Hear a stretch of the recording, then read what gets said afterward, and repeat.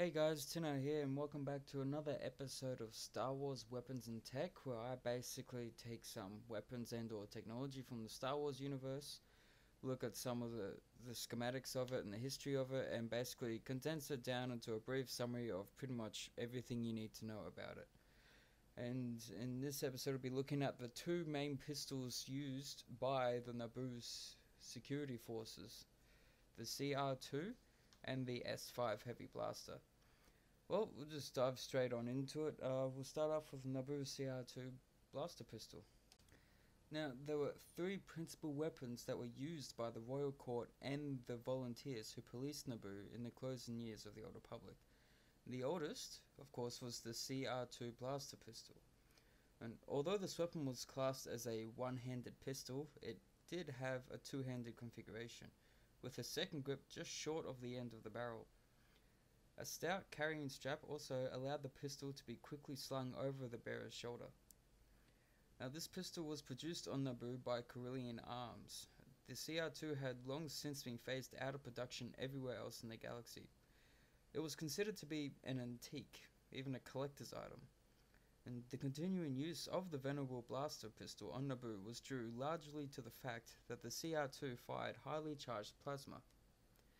Now, this type of ammunition, whilst expensive to produce and a little unstable by more modern standards, was the reason the CR-2 had been phased out.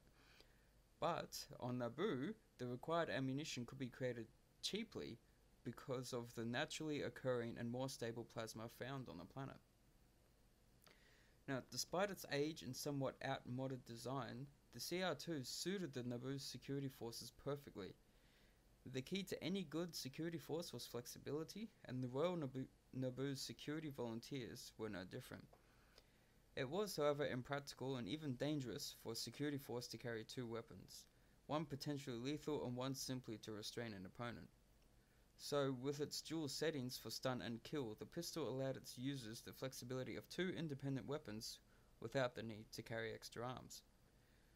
The secondary stun mode on the CR-2 blaster unleashed bolts of electricity, which a single shot of could floor most living creatures.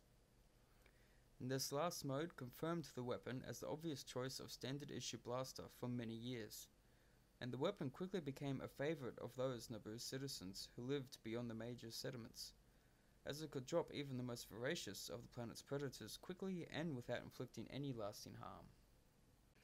And that's it for the CR-2 blaster pistol. Now we move on to the more famous Naboo security weapon, the S-5 Heavy Blaster.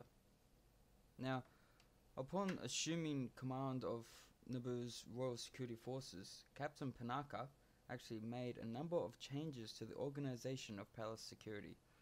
And among these, the Royal Security Officers and the Royal Palace Guard were all equipped with a brand new sidearm, the S-5 Heavy Blaster pistol. Now, the weapon had been designed for the Palace Guard by Theed Arms, and with that said, the company did have one eye firmly on the galactic market, and the new weapon quickly became a popular but expensive export and a must-have for collectors of exotic weaponry, including bounty hunters. Now, the S-5 fired the same plasma and electrical bolts as the CR-2 blaster, but had two further options. In common with many needle guns, the S-5 could actually eject a stream of micro darts, each of which carried a powerful anesthetic. And the final mode gave the S-5 its nickname of the Ascension Gun, as you hear it referred to in The Phantom Menace. The weapon was fitted with a liquid cable dispenser that fired an air-hardening polymer that could be used to restrain opponents. And alternatively, fitting the S-5 with a grappling hook and a small but powerful retractor drum also allowed whoever was wielding it to climb up walls of up to 12 meters in height. And each S-5 Heavy Blaster was also handmade, which was one of the reasons for their high cost. And there were a number of minor variations that included an officer's pistol that didn't actually come with the cable dispenser or the secondary sight. And that is pretty much everything you need to know about the two Naboo security pistols, the CR-2 and the S-5.